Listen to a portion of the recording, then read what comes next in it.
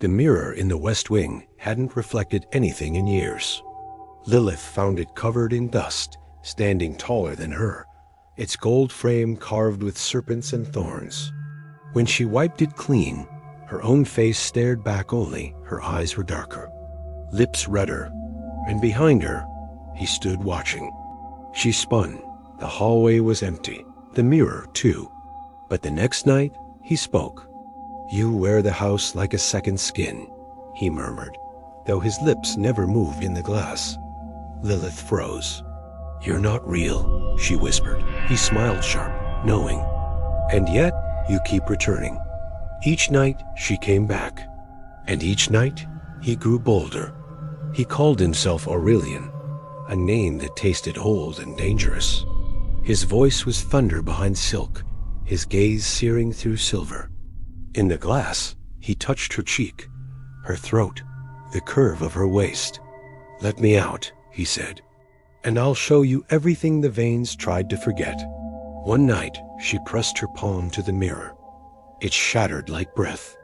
He dropped to one knee before her, fingers sliding up her thigh in a motion far too intimate for strangers. And he stepped through. Tall, bare-chested, eyes glowing faintly gold in the candlelight, Aurelian was everything the reflection promised and worse.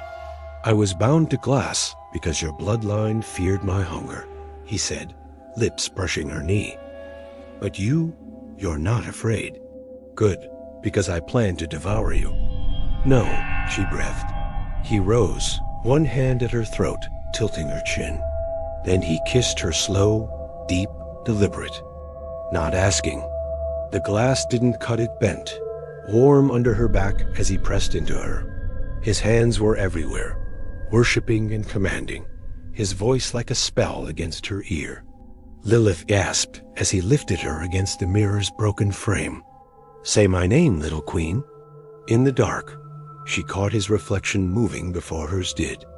"Aurelian," he growled, dragging her hips against his. Louder. She moaned it this time, and the room responded, candles flaring, air thick with magic and heat. When she shattered in his arms, he licked the sound of her cry from her throat like a man starving. Afterward, they sealed the mirror behind velvet curtains. But sometimes he'd smile and say, "Still mine." And she'd whisper, "Always."